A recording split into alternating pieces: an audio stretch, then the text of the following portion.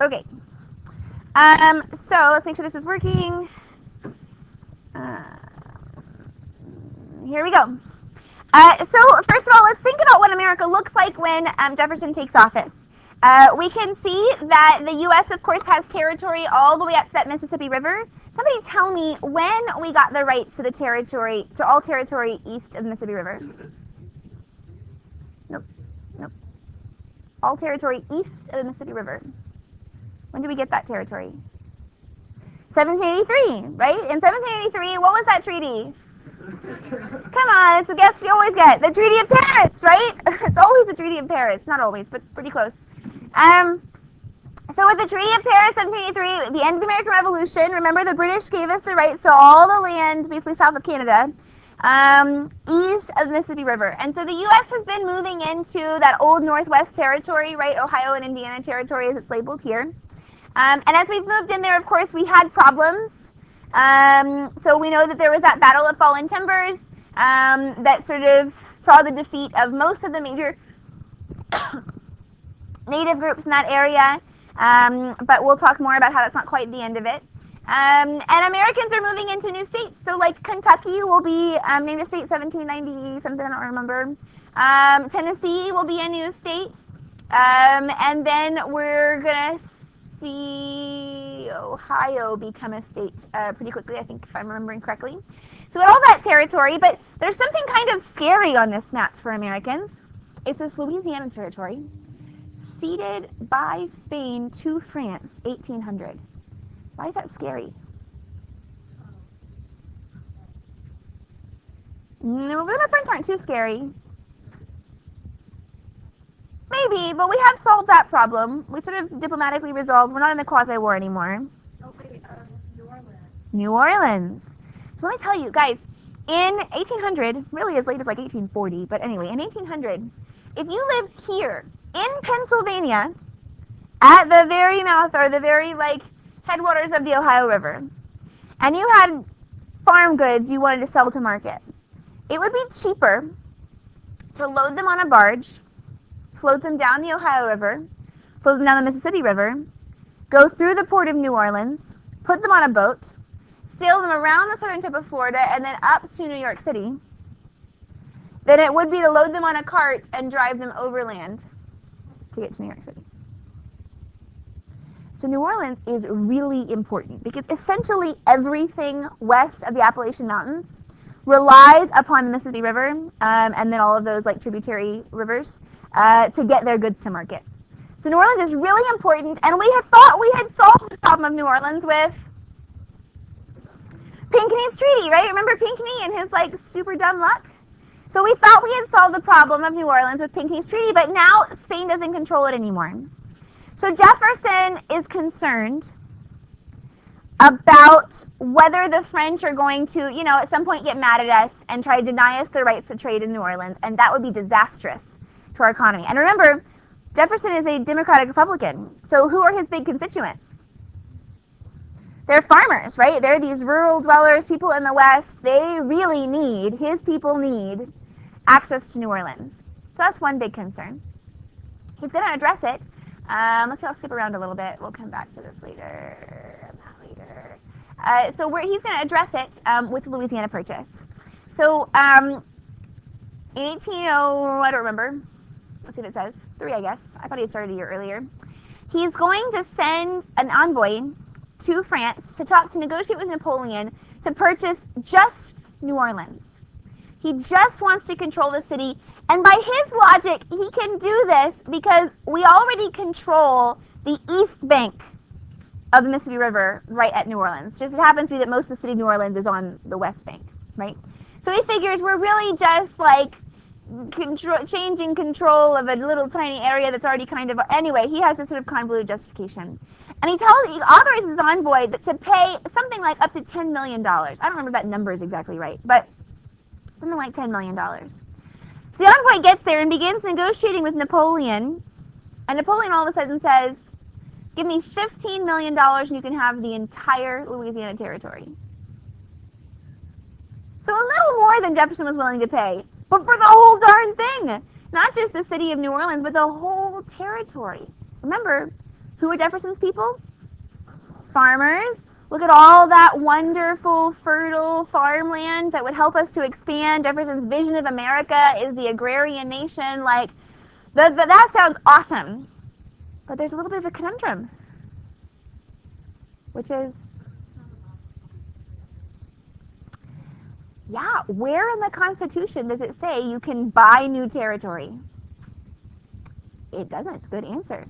And remember, Jefferson and the Democratic Republicans believe that if the Constitution doesn't say you can, then you can't. It's the Federalists who said you can stretch and just don't do it if it's forbidden, whatever. But the Democratic Republicans really were strict constructionists. So Jefferson is really in this big conundrum. First of all, he's small government, anti-debt, so like the extra expense is a little concerning. But really there's this constitutional issue. But he just can't say no. How could you say no to doubling the size of your country without a war, without any major conflict? It's unoccupied. You have all kinds of area like available for new settlers. Your country can grow and expand. I mean, there's really nothing bad about this bargain. Well, there's a few things. But anyway, so here's what Jefferson does. He sends a letter to his envoy, says, okay, cool. You can say yes. I authorize you to pay $15 million. Let's buy it. Like, don't let him back out. And then simultaneously writes a letter of resignation to Congress, in which he basically says, like, I'm so sorry, Democratic Republican friends. I know that I have violated the Constitution and therefore your trust in me, but I just felt that I had to do this for the best of my country, and I understand completely that you will want me to resign, and so here I offer you my resignation. The Democratic Republicans get this letter and basically giggle. They're like, dude, the Constitution. I mean, let's just focus on how popular we're going to be, you know? Because again, double the territory, no war. Just like the Federalists had wanted, like, in this case, war to get the popularity. Think how happy they're going to get, the Democratic Republicans are going to be to get all this, like, good publicity with no war at all. So the Democratic Republicans just giggle. They're like, we don't even care, dude. Don't worry about it. So Jefferson doesn't actually resign. You know, he stays in office. Meanwhile, the Federalists just sort of like grumble under their breath because they can't exactly disagree on a constitutional basis, right? I mean, the Federalists have argued this whole time that we can stretch the Constitution so long as it's not forbidden. And so the Federalists are just mad that it's not them, you know? Like, why did the Democratic Republicans get this advantage and we have to, like, be the poopy party or whatever? So it all passes. And you know, of course, about the Lewis and Clark expedition, right? So Jefferson will then, in 1804, send out a federally funded group of people to try to figure out what the heck is out there and how we can use it. Sacagawea, the whole business. What you might not know, though, is that Jefferson also passes a hugely controversial law about how to govern these territories. Tell me how we governed the other territories, like way back under that Northwest Ordinance. How were we supposed to govern territories?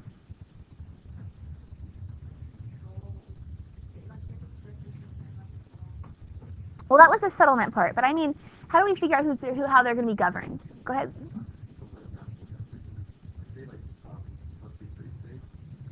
Well, there's the provision for them to all become free and equal states. But if you don't remember, at the very, very beginning when the territory is tiny, like no one's there, the U.S. government will appoint a governor to be in charge. But as soon as there are, I don't remember the numbers, as soon as there are a certain number of people, fairly small, then they automatically get to elect their own legislature, their own assembly, to govern themselves. And then after there's a certain number of people, I think it was 20,000 people, then they get to petition for statehood and then become full and equal states. Is the Louisiana Territory empty? No, especially in and around the actual, what present-day state of Louisiana. There's a lot of people there, right? Mostly Spanish and French people, but there's a lot of people there. So if we were going to treat them the same way as we treated our other territories, they ought to have had a colonial assembly, or a territorial assembly. They ought to have had self-government. But Jefferson says no.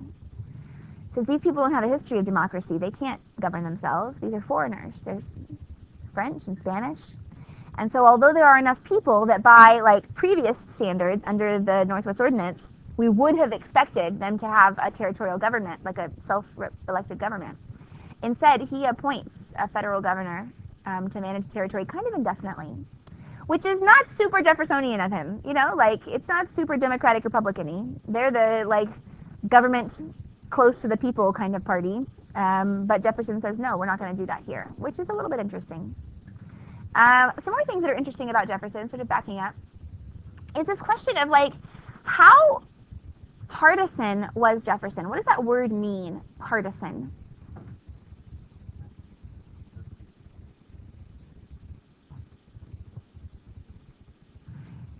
doesn't necessarily mean the Democratic Republican Party, but in Jefferson's case it does. A partisan is someone who strongly supports their party's ideas, right? So if you're a partisan, then that's a way of saying that you are like, you drunk the Kool-Aid, you're on the home team, like you're gonna really stick to that side. So the question is Jefferson a committed partisan? Well, I've already given you one piece of evidence, two pieces of evidence, that maybe he's not, right? He buys Louisiana, even though technically a Democratic Republican might have said that that was unconstitutional. And then he doesn't give them local government, although technically a Democratic Republican might have said that they ought to. But there are other elements in which he does uphold traditional Democratic Republican values. Things like one of his first priorities is cutting the national debt. He does so by cutting the Army, the size of the Army. That reduces spending. He also cuts taxes. And in doing so, in cutting taxes, that also enables him to reduce the size of the national government's employees. If there are fewer taxes, then we don't have to have as many tax collectors and so on. And so by doing so, he's able to significantly reduce the size of the national debt and really improve America's balance sheet anyway, and cuts taxes in the process, which is definitely a plus for his supporters who tended to be smaller, farmers. But on the flip side, he's not so ideological as to be unreasonable, and I hinted at this the last time we were together. So when he was elected, Jefferson could have fired everyone from every government office and replaced them all. And no one would have even been surprised, because that seems normal. Of course, there's a new party in power, everyone who was in the old government's going to get fired. Like in England, if one king gets kicked out and a new king or queen takes over, everyone who worked for the old king is hoping they don't get beheaded, or drawn and quartered. They're not expecting to stay in their post for the new administration. But Jefferson recognized that that kind of turnover would not promote good government. And so although he definitely does replace the people at the top, he replaces the cabinet members with his own guys and so on, customs officers and postal workers and so on, these people he doesn't fire. If they're good at their job, it doesn't matter if they were a Federalist. He allowed them to keep it. And this is really important, because although some Democratic Republicans might have liked Jefferson to be more fanatical about purifying the government and getting rid of all of these Federalist influences, Jefferson understood that that wasn't good for government. And so sometimes people ask me who my favorite president is. I don't really have one. I have lots of favorites. But this is really always my criteria for what I think makes a favorite-worthy president. It's presidents who do what they think is right for the country, even if it's not particularly popular in their party. So I like both Adams and Jefferson for that reason, and I like a bunch of others as well. So, okay. So in 1804, the Louisiana Purchase has been completed. Jefferson is riding high. He easily wins the election. Look at Pinckney. Very cute. He's drawing. Bless his heart. That's right. He's trying. But now Jefferson is really going to have some problems. I'm going to skip this, I think, because we already talked about Marbury versus Madison. Yes? So in Marbury versus Madison, we established the principle of judicial review. And if you remember the story, it was those midnight appointments of Adams. So in between Adams being elected and Jefferson taking office, Adams is making a bunch of appointments. Jefferson doesn't deliver the last few of them, and that's what causes the controversy. But ultimately, the Supreme Court claims the power to do what? What does that mean, judicial review? To declare whether a law is constitutional or not, and if it's unconstitutional, therefore to nullify it. So we're going to kind of skip that for now. So, okay, Jefferson's riding really high, but all the Democratic Republicans are riding pretty high. They all got a boost from the Louisiana Purchase and Jefferson's successes at reducing the debt and so on. So Congress is even more strongly controlled by the Democratic Republican Party, and they begin to get a little bloodthirsty. And they start to look at some political enemies and see what they can do. And one of their first targets is this guy. His name is Samuel Pickering. And he's a federal judge, not in the Supreme Court, at a lower level, so one of those Judiciary Act positions. He's a federal judge. And he's really just a bad guy, he's literally an alcoholic. And he shows up to work, to judge, drunk all the time. And often his rulings, cite no legal precedent. They just kind of say, because I said so, or whatever. He's just not good at his job. On the other hand, anybody know what the Constitution says we can impeach someone for? high crimes and misdemeanors. And whether a misdemeanor is important or not, it is breaking the law, right? So officially, the Constitution says we can impeach people if they break the law. He's a bad judge and a drunk, but did he break the law? Probably not. There are no laws against drunkenness in, 1800 whatever. But he gets impeached. The Democratic Republican controlled, and he's a Federalist. Did I mention that? So he's a Federalist. Democratic Republican controlled Congress. They impeached Pickering, which is a little, but he's a bad guy, so no one's that upset. But then they turn their eyes to this guy, whose name is Samuel Chase. Chase is also a Federalist, and he is a Supreme Court justice. So he is even more prominent. And you ever know anybody who, even when you agree with them, they kind of offend you? Like, they're so offensive in the way they talk that even if you, basically agree with their argument, you're going, you can't say that. That's rude, I had a college professor like that. College professors sometimes get very political. They'll, just spout their political ideas for funsies and, test you on them. It's sort of special.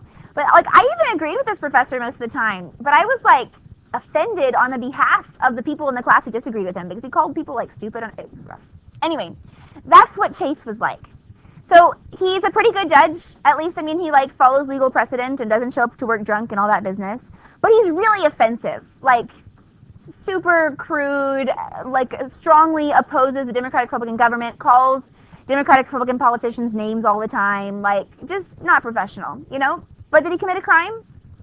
No. And is he even really bad at his job? You might not agree with his choices, but is he bad at his job? No. But the Congress moves to impeach him. So impeachment is a two-step process. First, the House of Representatives votes, and then if they vote on the articles of impeachment, then the Senate votes to convict. So he's impeached, and then it goes to the Senate to remove him or not.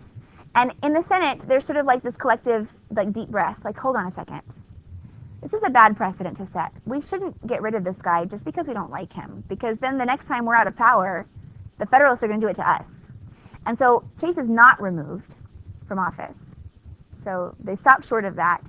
And it's kind of a high watermark. It's another moment where partisanship could have gone a very different direction. It could have been this political movement where it's we're going to just take it out on our political opponent, which is frankly what the Federalists did with the Alien Sedition Act, right? It could have continued on that line, but it doesn't.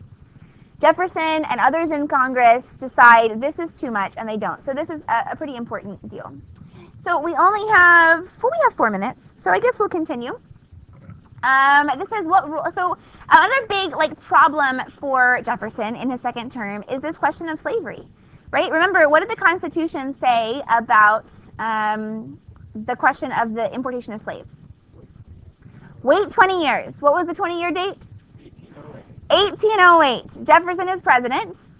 What are we going to do? So this is really the first time that legislations come before Congress that will be very divisive, like North-South.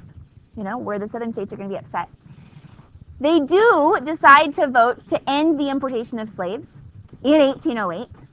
The South isn't thrilled, but they're also not that mad, because the thing about American-style slavery, it's not like it's good. But slaves in America live, mostly, fairly long lives. Slaves in the Caribbean die within a year or two of arriving. The health of Caribbean slaves is horrible. The conditions and the diseases, all this business. In America, most slaves live into old age. So the importation of slaves is less necessary for Americans because we have natural increases. Our slaves have live to have children. Those children grow up. And so when the slave trade ended in 1808, there's not that big of a deal, but there's some tension. We're beginning to see that North-South split. One more piece of information, and that is to say, okay, so we end the importation of slaves, but what happens if a ship with slaves on it shows up? Well, then who's going to pay for their return passage? No.